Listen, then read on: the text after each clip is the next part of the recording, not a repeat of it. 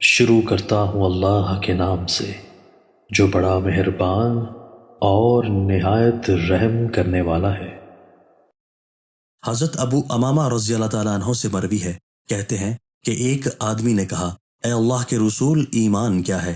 آپ صلی اللہ علیہ وآلہ وسلم نے فرمایا، جب نیکی تمہیں اچھی لگے اور گناہ تمہیں برا لگے تو تم مومن ہو۔ اس نے کہا، اے اللہ کے رسول، گناہ کیا ہے؟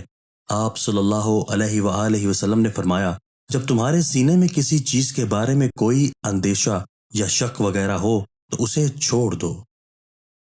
حضرت عبداللہ بن عباس رضی اللہ تعالیٰ عنہ سے مروی ہے کہ نبی صلی اللہ علیہ وآلہ وسلم نے فرمایا، اللہ تعالیٰ کو 3 بندے سب سے زیادہ ناپسند ہیں: حرم میں الحاد کرنے والا، اسلام میں جاہلیت کا طریقہ تلاش کرنے والا، اور ناحق کسی آدمی کے خون کا متلاشی تاکہ اس کا خون بہائے۔ دوستو، اللہ تعالی ہمیں ان احادیث مبارکہ پر عمل کرنے اور اپنی زندگیوں کو سنوارنے کی توفیق عطا فرمائے۔